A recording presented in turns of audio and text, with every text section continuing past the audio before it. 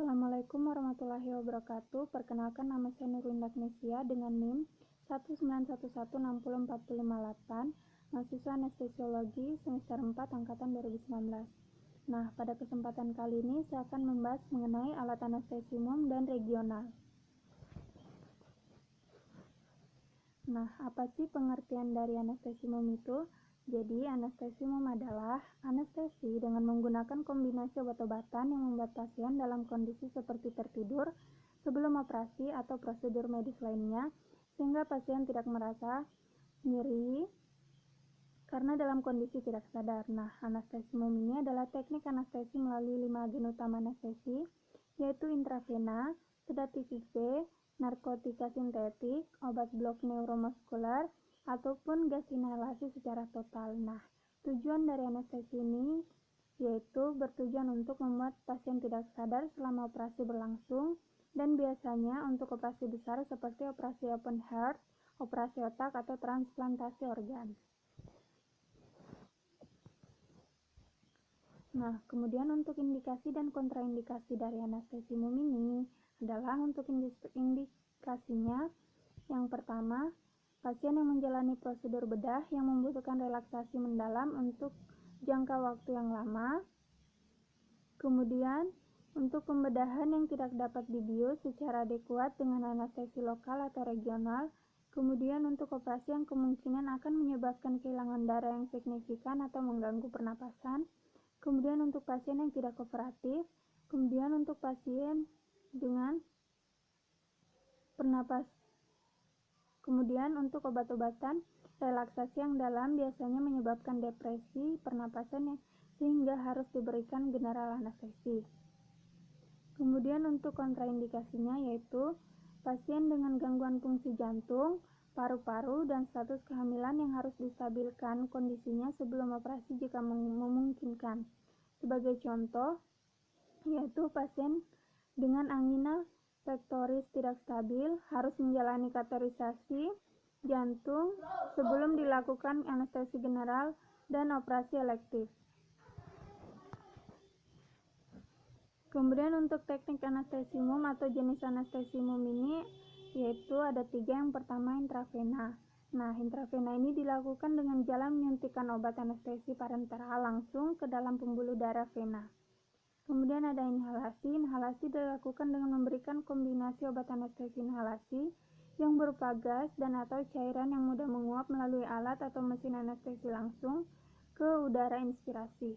Kemudian ada anestesi umum imbang yang dilakukan dengan cara menggunakan kombinasi obat-obatan baik obat anestesi intravena maupun obat anestesi inhalasi atau kombinasi teknik anestesi umum dengan analgesia regional untuk mencapai trias anestesi secara optimal dan berimbang.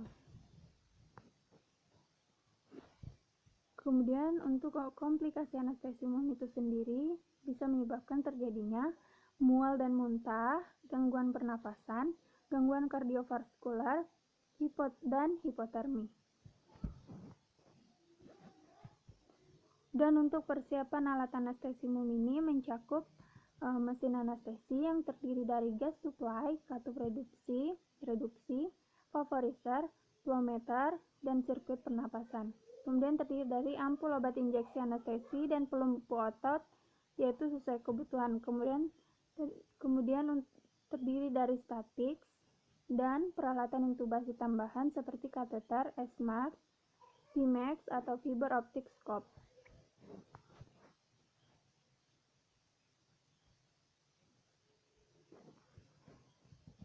Nah, untuk statics itu sendiri merupakan singkatan dari S. Nah, S-nya itu berupa stetoskop dan laryngoskop. Nah, stetoskop ini merupakan sebuah alat medis akustik untuk memeriksa suara dalam tubuh. Stetoskop ini biasanya banyak digunakan untuk mendengar suara jantung dan pernapasan. Sedangkan untuk laryngoskop adalah alat yang digunakan untuk melihat laring secara langsung supaya kita dapat memasukkan pipa trakea dengan baik dan benar.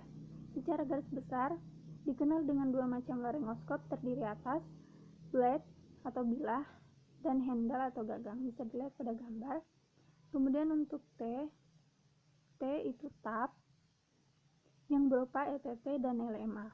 Nah, ETT ini merupakan atau pipa endotrakeal ini merupakan pemasangan alat endotrakeal TAP adalah untuk memasukkan pipa jalan nafas buatan ke dalam trakea melalui mulut.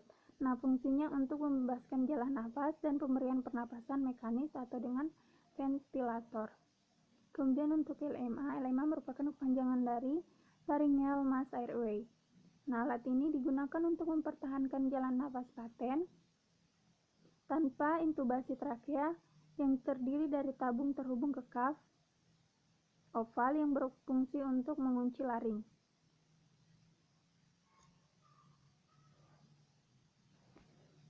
Kemudian untuk A-nya itu airway berupa face mask, OPA, dan NPA. Nah, untuk face mask itu sendiri berguna untuk menyalurkan oksigen dan gas anestesi ke pasien. Kemudian untuk OPA digunakan untuk membebaskan jalan nafas, mencegah lidah jatuh atau melekat pada dinding posterior faring dan memudahkan penghisapan. Kemudian untuk T itu tape atau plester atau HEPA-PIK. Nah, plester ini berfungsi untuk memfiksasi pipa trakea setelah tindakan intubasi agar tidak terdorong atau tercabut. Kemudian untuk I-nya itu introducer berupa stylet atau margil forceps. Digunakan untuk mengatur kelengkungan pipa endotrakeal sebagai alat bantu saat insersi pipa. Nah, forceps intubasi atau margil digunakan untuk memanipulasi pipa endotrakeal nasal atau pipa nasogastrik melalui orofaring. Kemudian untuk C-nya itu konektor, yaitu hubungan antara mesin respirasi atau anestesi dengan sungkup muka serta penghubung-penghubung yang lain.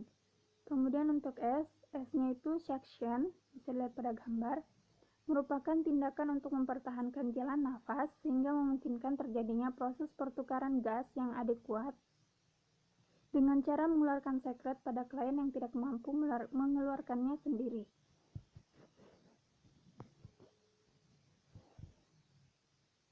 Kemudian kita pindah di pengertian anestesi regional. Nah, apa sih anestesi regional itu? Jadi, anestesi regional merupakan salah satu jenis anestesi yang bertujuan untuk menghambat rasa sakit pada sebagian besar anggota tubuh. Nah, jenis anestesi ini dipergunakan saat anestesi lokal dianggap masih kurang cukup dan pada situasi di mana pasien diharapkan untuk tetap sadar. Nah, anestesi regional ini juga adalah spesialisasi anestesiologi yang berfokus pada blok anestesi lokal secara perifer dan neuraksis.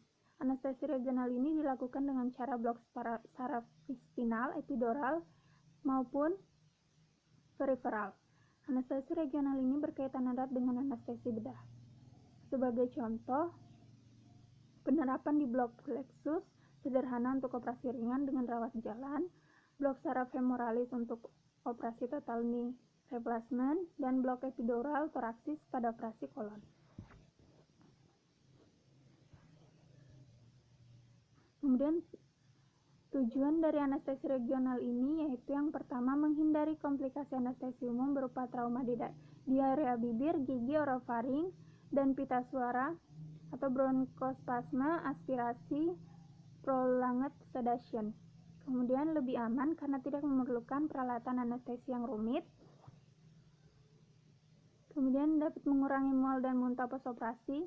Kemudian dapat mengurangi sedasi postoperasi atau menurunkan konfusi pada lansia. Kateter infus untuk anestesi dapat dilanjutkan hingga beberapa hari periode pasca operasi. Periode pemulihan fisik lebih cepat sehingga kos rumah sakit dapat diminimalisir.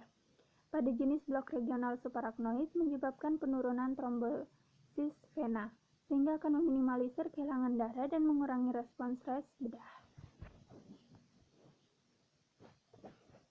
Adapun indikasi dan kontraindikasi dari anestesi regional ini, untuk indikasinya yaitu bisa pada pembedahan pada ekstremitas bawah, pada daerah panggul, tindakan sekitar rektum perineum, pembedahan obstruksi ginekologi, pembedahan urologi, dan lainnya. Untuk kontraindikasinya itu terdiri dari kontraindikasi mutlak dan kontraindikasi relatif.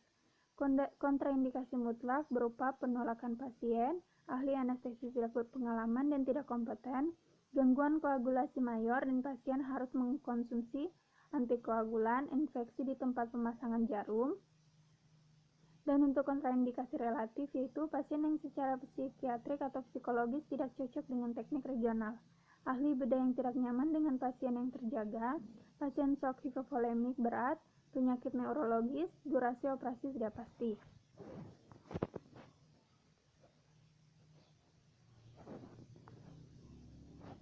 Nah, kemudian untuk teknik anestesi regional atau jenis anestesi regional ini terdiri dari 3, yaitu anestesi spinal, anestesi epidural, dan anestesi kaudal. Untuk anestesi spinal adalah penyuntikan anestesi lokal ke dalam ruang subarachnoid di segmen lumbal 3-4 atau lumbal 4-5. Untuk mencapai ruang subarachnoid, jarum spinal menembus kulit subkutan lalu menembus ligamentum supraspinosum, ligamen interspinosum, ligamentum flavum, ruang epidural, durameter, dan ruang subarachnoid. Tanda dicapainya ruang subarachnoid adalah dengan keluarnya liquor cerebrospinalis atau LCS. Sedangkan untuk anestesi epidural merupakan menempatkan obat di ruang epidural atau peridural dan ekstradural. Ruang ini berada di antara ligamentum flavum dan durameter. Anestesik lokal di ruang epidural bekerja langsung pada saraf spinal yang terletak di bagian lateral. Omset kerja anestesi epidural lebih lambat dibanding anestesi spinal. Kualitas blokade sensoris dan motoriknya lebih lemah. Sedangkan untuk anestesi kaudal teknik ini biasanya dilakukan pada pasien anak-anak karena bentuk anatominya yang lebih mudah ditemukan dibandingkan daerah sekitar perineum dan anorektal, misalnya hemoroid dan fistula preanal. Nah, untuk persiapan alat anestesi regional ini, yang pertama kita siapkan meja mayo. Meja mayo ini digunakan sebagai meja untuk meletakkan berbagai instrumen medis pada saat operasi. Kemudian disiapkan spet 3 cc atau 5 cc. Kemudian disiapkan jarum spinal jika injeksi spinal dan sesuai permintaan. Jarumnya disiapkan sesuai kebutuhan. Kemudian disiapkan juga injeksi, alkohol swab, handscoon steril, duk steril, dan yang terakhir ampul obat injeksi, contohnya seperti lidocaine, chlorhexidine gluconat, midazolam, dan fentanyl.